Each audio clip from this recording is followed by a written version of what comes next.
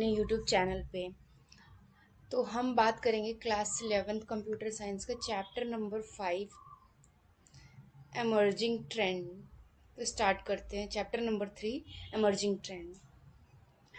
Emerging trend means जो आजकल technologies use हो रही है इंडस्ट्री में, वो सारी technology artificial intelligence, cloud computing, 5G, IoT, ये सारी टेक्नोलॉजी आजकल ट्रेंड में है। तो इनके बारे में पढ़ेंगे। तो सबसे पहले इंट्रोडक्शन देख लेते हैं। उससे पहले आप हमारे चैनल पर नए हैं तो do like, do share, do subscribe. चलिए वीडियो को स्टार्ट करते हैं। Introduction of emerging trend. तो हमारा computer has been around for quite some time now. Computer हमारे आसपास है, आजकल हर किसी के हाथों में है smartphone. New technologies and initiative emerge with passing day. Every day new technology, new features develop होते जा रहे हैं। In order to understand the existing technologies, have a better view of development around us, we must keep an eye on emerging trend. तो developing ज़माने के साथ हमें भी डेवलप होना पड़ेगा, अदरवाइज हम पीछे हो जाएंगे। तो वो सारे इमर्जिंग ट्रेंड इसलिए हम पढ़ रहे हैं इस कोर्स में, ताकि हम अवेयर हो सकें कि ये टेक्नोलॉजी आ चुकी है और हमें इसको कैसे एवरीडे लाइफ में यूज़ करना है। Many new technologies are introduced almost every day. Some of these do not succeed and fade away over time. अगर आप टेक्नोलॉजी के साथ नहीं जाते हैं तो वो आप पीछे रह जाते हैं। यही चीज़ ये लाइन बता रही है। Some of new technology prosper and persist over time and gaining attention from user. कुछ टेक्नोलॉजीज है जो टाइम के साथ प्रॉस्पर हो रही है और अटेंशन यूज़र्स का गेन कर रही है। Emerging trends are state of art technology. Emerging trends है वो स्टेट ऑफ आर्ट टेक्नोलॉजीज है जो कि पॉपुलैरिटी गेन करती हैं ट्रेंड यूज़र के among. In this chapter, we are going to learn about emerging trend which impact in our day-to-day life or digital economy or digital society. Let's start with artificial intelligence. Artificial intelligence को हम AI भी लिखते हैं और examination में हमारे AI की full form भी पूछ लेता है, ये पूछ लेगा AI refers to। सो आप आर्टिफिशियल इंटेलिजेंस टिक करके आना। Have you ever wondered how maps in our smartphone are able to guide to take faster route to your destination by analyzing real-time data such as traffic congestion or uploading photo on social networking site? It has happened to your friends in photograph recognized and tagged automatically. तो हम अपनी daily life में Facebook तो use करते ही होंगे।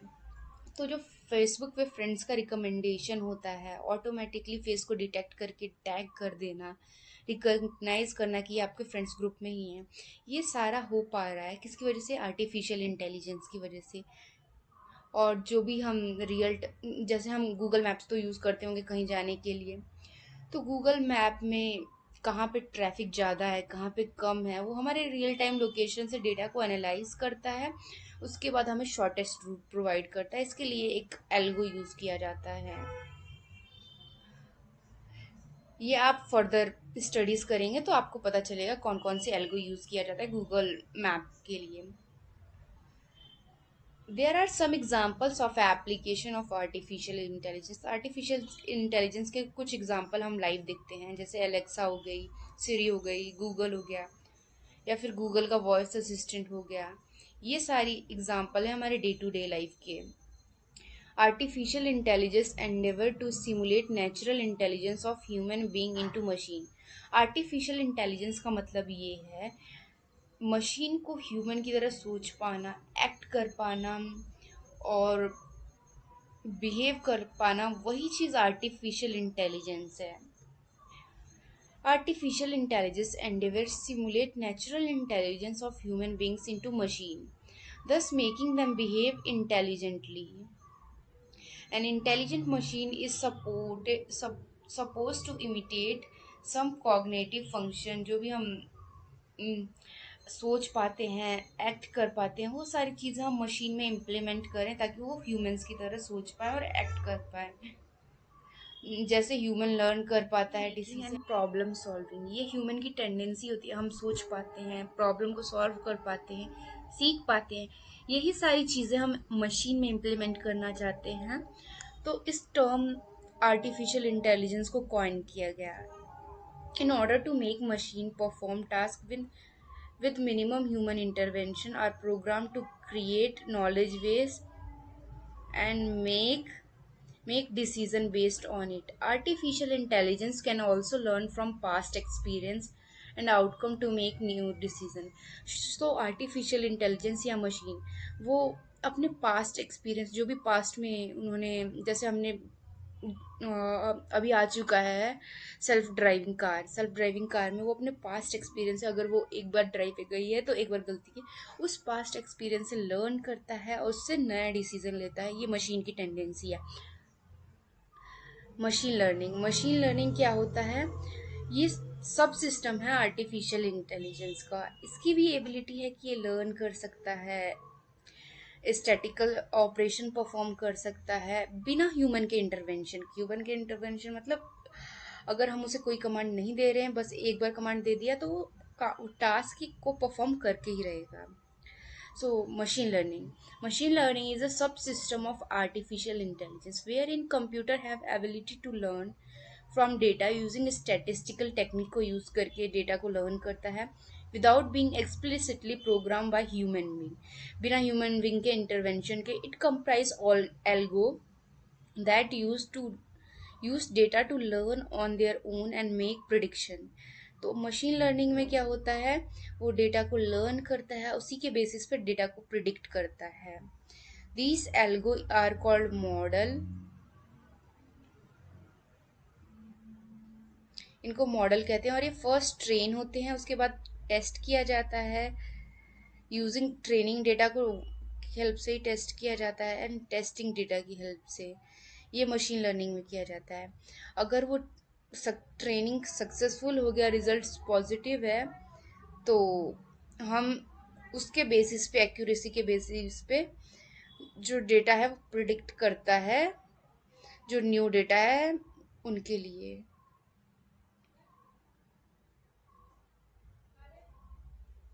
Natural language processing क्या होता है?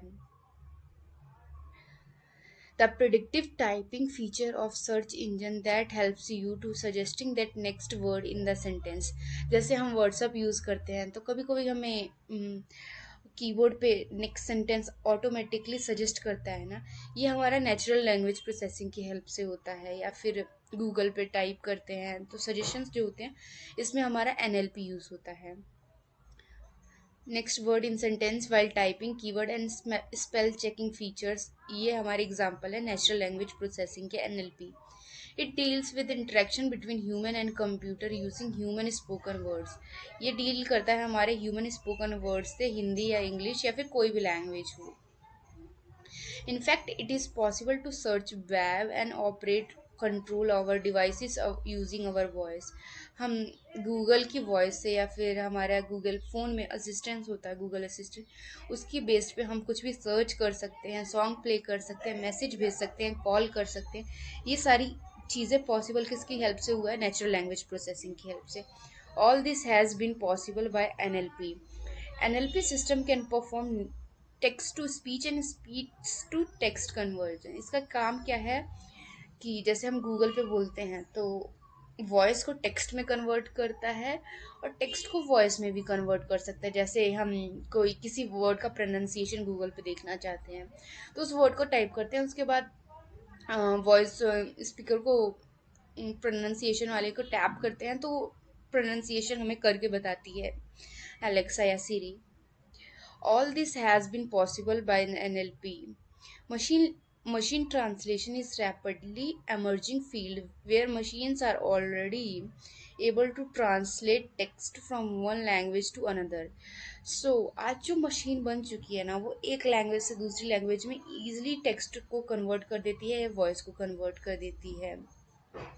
Another emerging application area is automated customer area, where computer software can interact with customer to solve their queries or complaint. हम डिफरेंट वेबसाइट्स पे जाते हैं तो वहाँ पे चैट विद एआई होता है, वहाँ पे हम अपनी प्रॉब्लम्स को भी लिखते हैं और उसका immersive experience means with three dimensional 3D videography joy of watching movies in theatre has reached a new level. So आजकल हम मूवीज़ को 3D में देख सकते हैं थिएटर में. Video games are also being developed to provide immersive experience to player. To immersive experience allow to visualize, feel and react by simulating our sense. जो 3D होता है उस चीज़ को हम 3D मूवीज देखने जाते हैं, उस चीज़ को हम विजुअलाइज कर सकते हैं, फील कर सकते हैं और हमारे सेंसेस उसके बेसिस पे रिएक्ट करते हैं. ये हो गया हमारा इमर्सिव लर्निंग का experience. It enhance our interaction and involvement. जो 3D है वो हमारा इंटरेक्शन एंड इन्वॉल्वमेंट होता है, चीज़ों को और रियलिस्टिक बनाने और इंगेज करने में ये इमर्सिव लर्निंग बहुत हेल्प करती है, making them realistic and engaging. Immersive experience have been used in field of training. Immersive experience को आजकल ट्रेनिंग के फील्ड में भी यूज़ किया जाता है, जैसे ड्राइविंग सिमुलेटर एग्जाम्पल. यहाँ पे एक ड्राइवर बैठा है तो ये इमर्सिव एक्सपीरियंस को फील कर पा रहा है with the help of immersive technology. Flight simulator और बहुत सारे एग्जाम्पल हैं रियल लाइफ में. Immersive experience can be achieved using virtual reality and augmented reality. जो प्रेजेंट में है और जो वर्चुअल में रियलिटी है उस चीज़ के बीच में एक्सपीरियंस करना वो हमारा इमर्सिव लर्निंग होता है. वर्चुअल रियलिटी क्या होता है? Everything that we experience in our reality is perceive through our senses. जो भी हम एक्सपीरियंस करते हैं हमारी चीज़ें वो हमारे सेंसेस जो 5 सेंस ऑर्गन्स है वो डिटेक्ट करती हैं. आइए, from this came the idea that we can present our sense with made up or real information. Our perception of reality would also alter response in that. जो भी हम sense करते हैं उसके उसके सेंस के बाद हम उसका रिस्पॉन्स करते हैं. वो सारी चीज़ों को वर्चुअल रियलिटी कॉन्सेप्ट ने क्या किया, 3 डायमेंशनल में लाने की कोशिश की. Virtual reality is 3 dimensional computer generated situation simulate the real world. जैसे हम मॉल्स में जाते हैं कोई मूवी या फिर वर्चुअली हम उस चीज़ को फील कर पाते हैं, इंटरेक्ट कर पाते हैं उस चीज़ से, उस इन्वायरमेंट में जी पाते हैं. वो हमारा वर्चुअल रियलिटी का एग्जाम्पल हो गया. The user can interact with and explore the environment by getting immersed into it while interacting with objects and other action of user. At present, it is achieved with the help of virtual reality headset.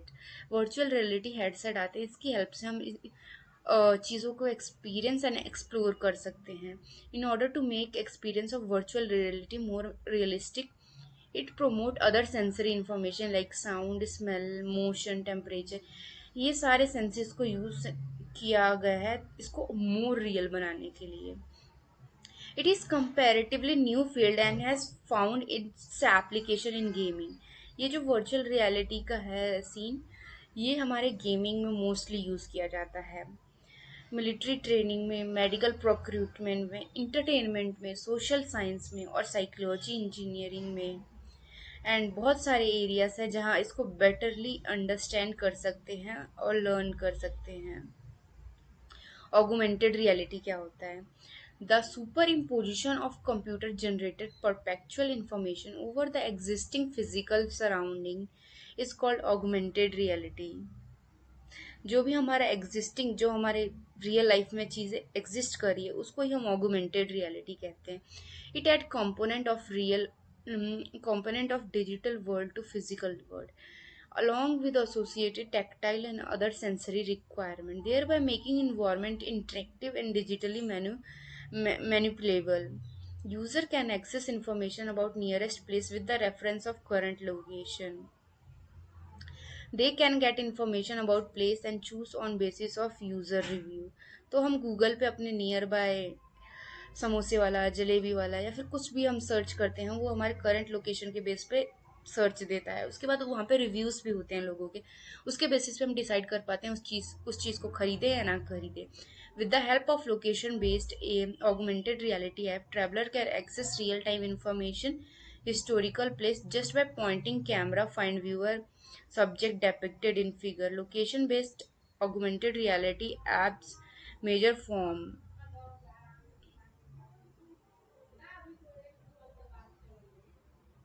ये रहा। अगर हम mobile के कैमरे से इसको search करें तो